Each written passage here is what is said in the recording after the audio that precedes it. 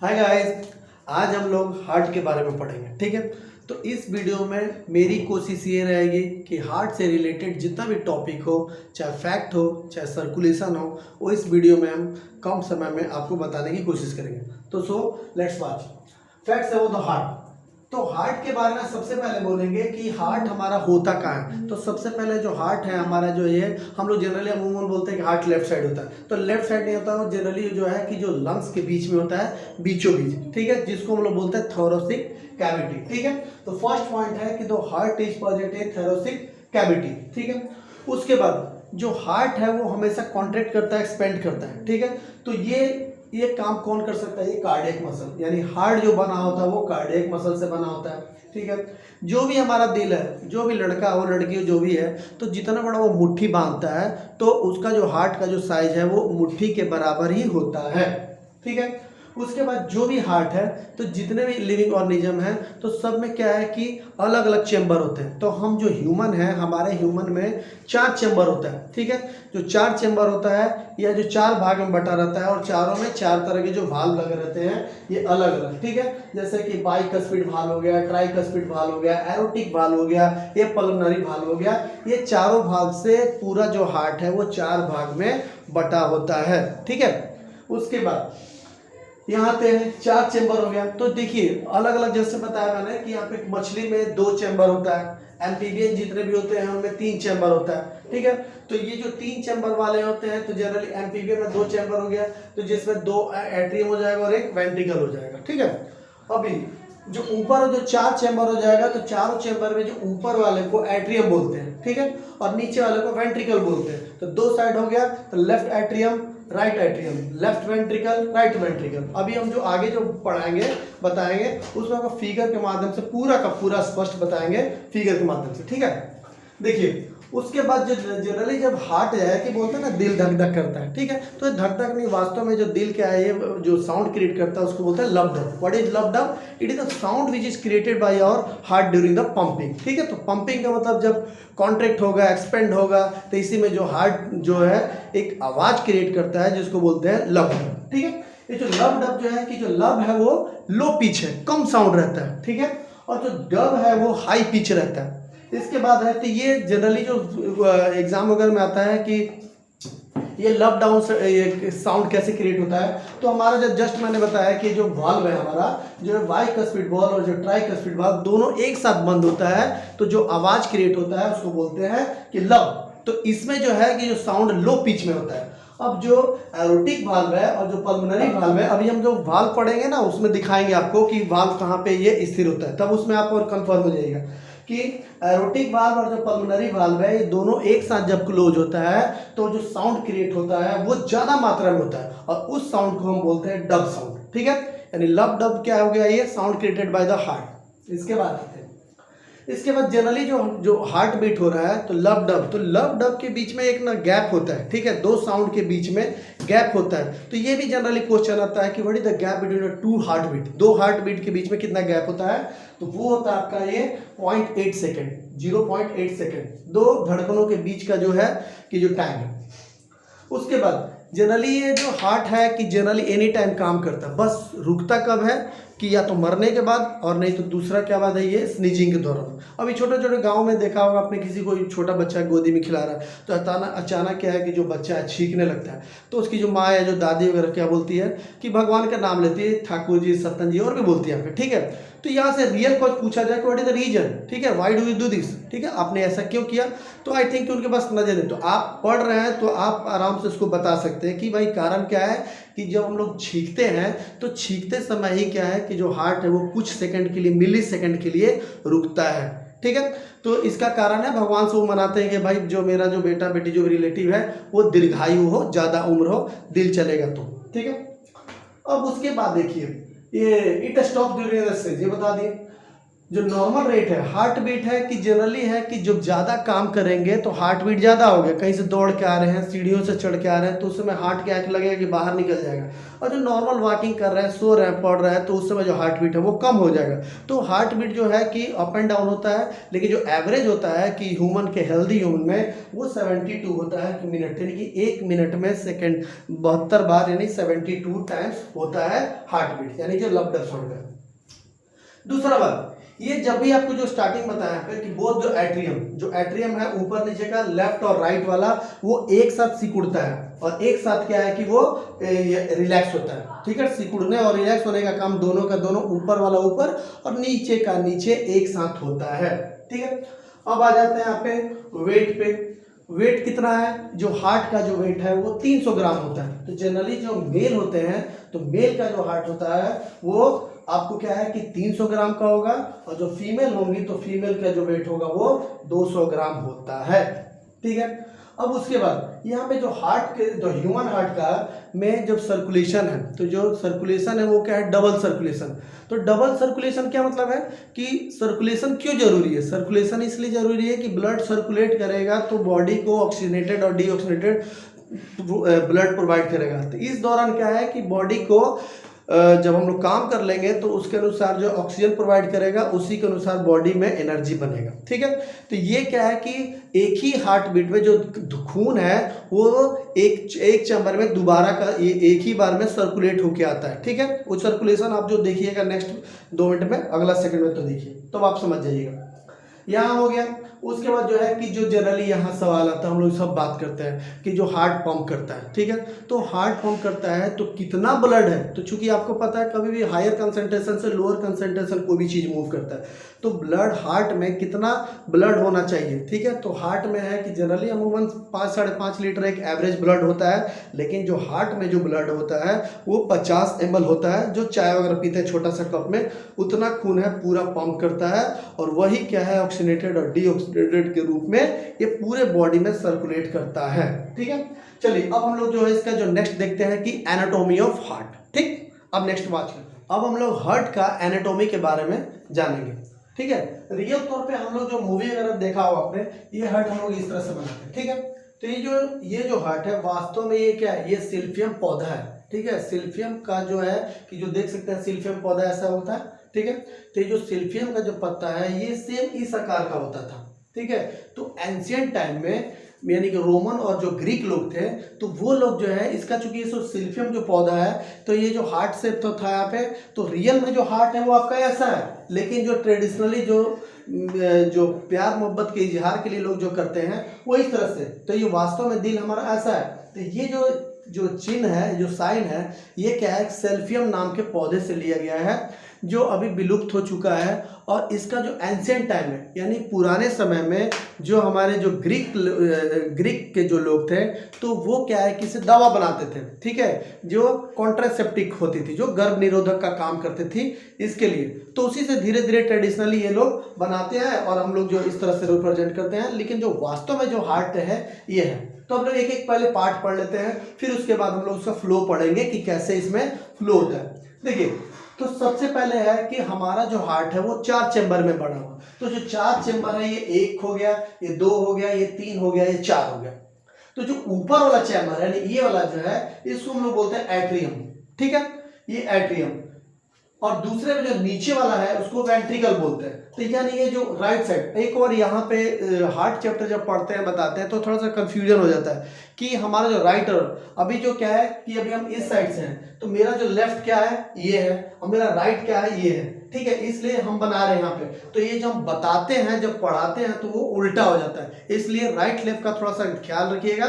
ठीक है, तो अभी उसी के वजह से थोड़ा सा कंफ्यूजन हो जाता है। ठीक है, तो ये मेरा राइट साइड हो गया और ये मेरा लेफ्ट साइड हो गया।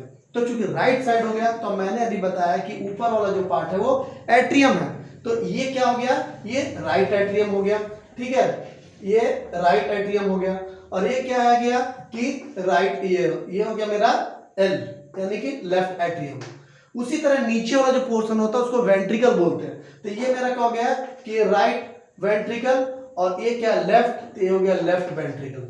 ठीक है, यहां पे अब देखिए, उसके बाद यहां पे अभी बताया कि हार्ट में 4 चैम्बर होते हैं, तो ये चारों चैम्बर का नाम देख लेते हैं कि जो पहला है यहाँ पे, यहाँ ये जो चैम्बर देखा आपने, यहाँ पे इसको बोलते हैं ट्राइकस्पिड वाल्व, ठीक है। और जो दूसरा है ट्राइकस्पिड वाल्व, तो उसी में जो है यहाँ जो है ये पल्मोनरी वाल्व हो गया, ठीक है। एक और बात देखिएगा कि जब भी हम लोग जो पल्मोनरी शब्द इस्तेमाल करेंगे यानी it is related to our lungs, ये लंग्स की ओर जा रहा है, ठीक है। और उसके बाद देखते हैं ये पल्मोनरी वाल्व हो गया। अब उसके बाद दूसरे साइड में क्या हो गया, ये देखिए एक वाल्व हो गया, इसको बोलते हैं बाइकस्पिड वाल्व, ये बाइकस्पिड वाल्व हो गया।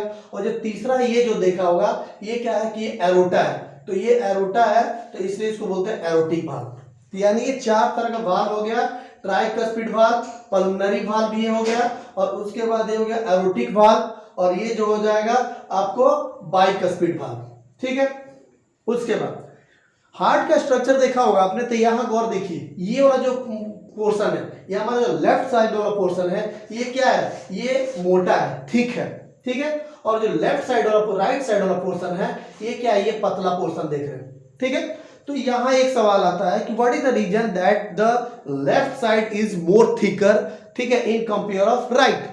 तो यहाँ जब भी ब्लड फ्लो होता है हमारे बॉडी में, तो जो लेफ्ट जो साइड है कि लेफ्ट साइड से जो फ्लो होता है वो पूरे बॉडी में फ्लो होता है। तो ज़्यादा ब्लड फ्लो होने के कारण वहाँ पे प्रेशर ज़्यादा होता है, तो उस प्रेशर को रिड्यूस करने के लिए वहाँ पे ज़्यादा मस्कुलर ये मसल्स का होना जरूरी है, नहीं तो वो क्या हो, फट जाएगा। इसी की वजह से है कि यहाँ पे जितना भी ज़्यादा जो ब्लड फ्लो होता है पूरा ओवरऑल बॉडी में, वो क्या है कि लेफ्ट साइड से होता है, ठीक है। इसलिए इसका जो मसल है ये थिक होता है, मोटा होता है in compare of right side. पहली बात हो गया।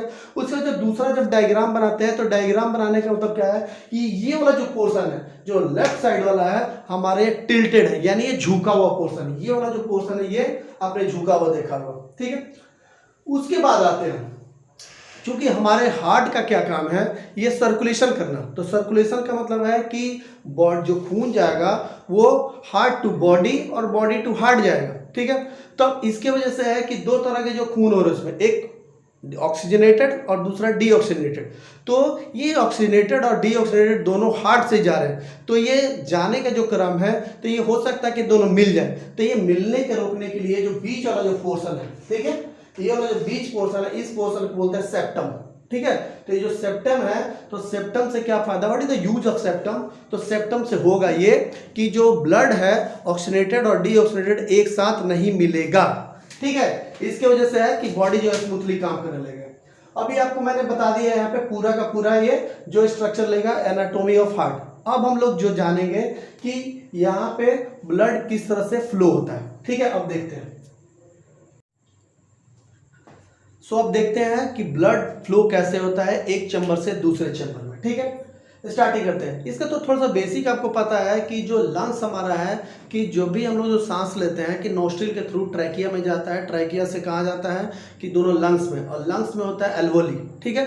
तो लंग्स में जो एल्वोली होते हैं वही एयर में से ऑक्सीजन को एक्सट्रैक्ट करते हैं और बाकी को वो इनहेलिंग के रूप में, वेस्ट प्रोडक्ट के रूप में निकाल देते हैं। तो ये हमेशा होता है, इसलिए हम लोग सांस हमेशा लेते हैं। तो सांस लेने की जरूरत क्यों है, क्योंकि जो ऑक्सीजन है वो फूड के साथ मिलेगा और फिर एनर्जी बनाएगा, यानी इसको कंटिन्यूअस हमको चाहिए ही चाहिए। तो अब देखते हैं सर्कुलेशन कैसे होता है। यहाँ पे जो अभी आपको जस्ट मैंने डायग्राम जो बनाया है हार्ट का, तो यहाँ जो एल्वोलिस है, एल्वोली के क्या काम है कि वो ऑक्सीजनेटेड ब्लड को प्रोड्यूस करेगा, ठीक है। तो एल्वोली तो यहाँ पे जो एयर आएगा, ये जो हमारा जो ऑक्सीजनेटेड ब्लड होगा, तो वो कहाँ आएगा, मेरे पल्मोनरी वेन में। तो पल्मोनरी वेन में यहाँ पे दो चैम्बर यहाँ पे, ठीक है। ये दोनों से क्या है कि जो ऑक्सीजनेटेड ब्लड आएगा, कहाँ पे आएगा, ऑक्सीजनेटेड ब्लड आएगा यहाँ पे सबसे पहले लेफ्ट एट्रियम में। कैसे आएगा, पल्मोनरी वेन से ऑक्सीजनेटेड ब्लड जो है वो सबसे पहले लेफ्ट एट्रियम में आएगा, और लेफ्ट एट्रियम में धीरे धीरे भर जाएगा। और तो भरने के बाद यहाँ पे कौन सा वाल्व है, यहाँ है बाइकस्पिड वाल्व। तो ये जो बाइकस्पिड वाल्व है ये क्या है कि ये नीचे की ओर जाएगा, ठीक है, जब भर जाएगा तो उसके बाद क्या है कि ये जो ब्लड है, ऑक्सीजनेटेड ब्लड है, वो आ जाएगा यहाँ पे लेफ्ट वेंट्रिकल में। लेफ्ट वेंट्रिकल धीरे धीरे भरेगा। तो यहाँ पे कौन सा वाल्व है, ये एरोटिक वाल्व है, ठीक है। तो ये जो एरोटिक वाल्व है, तो ये एरोटिक वाल्व ओपन हो जाएगा, और एरोटिक वाल्व ओपन होगा तो ये जो मेरा ऑक्सीजनेटेड ब्लड है वो कहाँ चला जाएगा, वो एरोटा के थ्रू बाहर।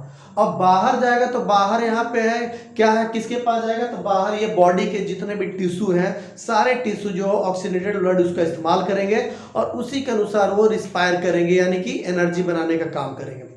अब जहाँ तक वो पहुँचा उसके बाद क्या हो जाएगा कि जब जिस खून में क्या है कि वो ऑक्सीजन खत्म हो जाएगा तो अब फिर क्या है कि वो जो बचा हुआ जो ऑक्सीजन डीऑक्सीनेटेड ब्लड है वो दोबारा क्या है हमारा यहाँ पे कि वेना केवा के पास आएगा। वेना केवा का एरिया देखिए, तो ये ऊपर वाले पोर्शन को सुपीरियर वेना केवा बोलते हैं और नीचे वाले को हम लोग बोलते हैं इंफीरियर वेना केवा। ठीक है, तो अब यहां से क्या होगा कि जब जो भी डीऑक्सीनेटेड ब्लड होगा जो हमारे बॉडी ने इस्तेमाल कर लिया है, तो उसके इस्तेमाल के बाद जो है कि जो खून जो है डीऑक्सीनेटेड है वो हमारे ये वेना केवा के थ्रू दोनों तरफ से आएगा। ये सुपीरियर से भी आएगा, सुपीरियर वेना केवा से भी और इंफीरियर वेना केवा से, और ये आके कहाँ जाएगा, या ये मेरा पोर्शन है राइट एट्रियम, राइट एट्रियम में आएगा। और राइट एट्रियम में आते आते जब भर जाएगा तो यहाँ पे मेरा कौन सा वाल्व है, यहाँ पे है ट्राइकस्पिड वाल्व, तो ट्राइकस्पिड वाल्व खुल जाएगा और ट्राइकस्पिड वाल्व खुल जाएगा तो जो डीऑक्सीनेटेड ब्लड है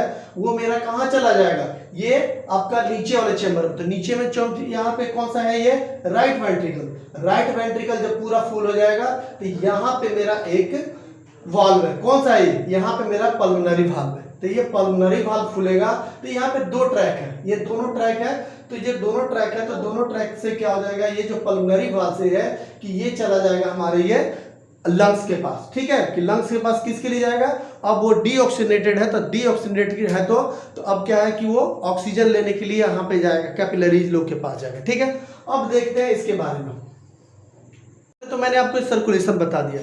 अब यहाँ पे एक बात है यहाँ पे कि ये वाला जो पोर्शन आप देख रहे हैं, ठीक है, तो इस पोर्शन पे क्या है कि हार्ट का काम है हमेशा पंपिंग करना। तो पंपिंग करने से हो सकता है कि दो बात हो जाएगा कि पहला बात है कि ये क्या एक्सपेंड कर जाएगा, ठीक है, फैल जाएगा, तो इसको फैल जाएगा, या कभी कभी धक्का मुक्की से गिर गए तो ये चोट भी लग सकता है। ठीक है, तो इसके लिए यहाँ पे एक वर्ड देखिए पेरिकार्डियम है। ठीक है, तो यहाँ ये जो किनारे ये जो लेयर है, तो यहाँ से ले तक पूरा तक ये जो हार्ट का जो रियल शेप है, तो इसमें ना सैक एक लिक्विड जो फ्लो होता है वो जस्ट लाइक ये पेरिकार्डियम जो है ये सैक का काम करता है, और इसी के जो किनारे ये वाला जो लेयर है तो इसको पेरिकार्डियम मेम्ब्रेन बोलते हैं। ठीक है, तो जो हार्ट है कि पूछा जाए कि हार्ट जो है वो ओवर एक्सपेंड क्यों नहीं होता है, उसमें फ्रिक्शन होने के लिए कौन बचाता है। ठीक है, तो फ्रिक्शन से रोकने के लिए, ओवर साइज होने के लिए, तो ये जो पेरिकार्डियम है, ठीक है, तो पेरिकार्डियम में जो है ये पेरिकार्डियम के जो सैक है और जो पेरिकार्डियम के जो मेम्ब्रेन है कि जो आउटर लेयर में रहते हैं,